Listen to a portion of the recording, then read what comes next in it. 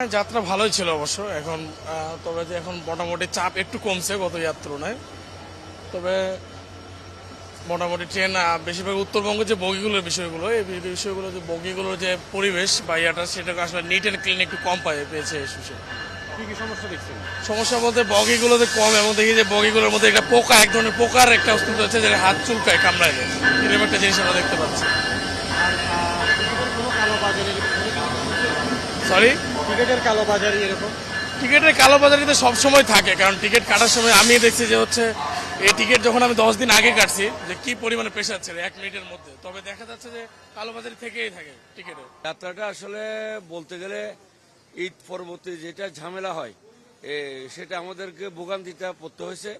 কারণ স্বাভাবিক যে একটা টিকিট টিকিট পাওয়া যাচ্ছে না। আর দ্বিতীয়ত হচ্ছে যে আমরা সিরাজগঞ্জ থেকে এখানে জয়পুর থেকে এখানে ঢাকা আসতে আমাদের এই অন্যভাবে টিকিট নিতে হয়েছে পার পার্সন 3,000 টাকা করে। আর ট্রেনের যে অব্যবস্থাপনা সেটা আসলে খুব খারাপ অবস্থা। বলতে বাথরুমের ইয়াগুলো ঠিক নেই, পরিষ্কার নেই, পর্যাপ্ত পানি নেই। তারপর হচ্ছে যে আপনার আমাদের যে এসি বগিগুলো আছে, স্বাভাবিক আমরা টিকিট নিচ্ছি, একটা বগিতে 2টা বগির মানুষ ওখানে অবস্থান করতেছে। আবার দেখলাম যে পুরুষ মানুষগুলো মহিলার পাশে গিয়ে বসে ঝগড়া, সারাটা রাত ঝগড়া দেখতে লেগে আসে। তদারকি কোনো প্রকার ওই আপনার ওই রেলওয়ে পুলিশের তদারকি নেই, তারপর টিটিদের তদারকি নেই। ওরা টাকা নিয়ে অনেকগুলো মানুষ মানে ধারণ ক্ষমতার অতিরিক্ত মানুষ আপনার ওখানে ওটা দিচ্ছে। এগুলো অব্যবস্থাপনা। আমরা অবশ্যই আপনাদের মাধ্যমে কেউ নেই, কেউ নেই, কেউ নেই এখানে, কেউ নেই। রেলওয়ের পুলিশ বলে কেউ নেই এখানে। এই সমস্ত যে অভিযোগগুলো যে সুরাহা করবে ওরকম কেউ নেই।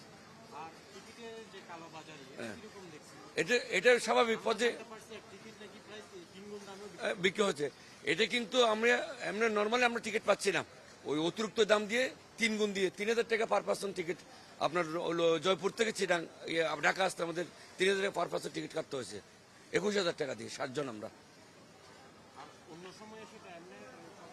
অন্য সময়ে আমি অন্য সময় আসি নাই, তবে ঈদ পরবর্তী যে একটা ঝামেলা, আমার মনে হয় এটার আরেকটা বগি বা ট্রেন অতিরিক্ত দেওয়ার দরকার ছিল। যেহেতু ঈদ সামনে, যখন মানুষের বাড়িমুখী যায় তখন যখন বাড়ানো হয়, পরবর্তীর জন্য এটা ব্যাকআপ দেওয়ার জন্য আরেকটা ট্রেন বাড়ানো দরকার আমি মনে করি। আর একটু সার্ভিসটা ভালো হলে আর একটু ভালো হতো। ঈদ যাত্রা তো সব মিলে আলহামদুলিল্লাহ। ওভারঅল গরমকাল সব মিলে আলহামদুলিল্লাহ খারাপ না, আগের তুলনায় অনেক ভালো, বেটার। যাওয়ার সময় যাত্রা কেমন ছিল, আসার সময় যাত্রা কেমন ছিল? আমি তো গতকাল গেছি, গত পরশুদিন রাতে গেছে, আলহামদুলিল্লাহ ফ্রি ছিল, কোনো সমস্যা হয় নাই। কিন্তু আসার সময় ঈদের কারণে সবাই তো জবে আসবে, এজন্য সবাই তারা, এজন্য একটু ভিড় ছিল।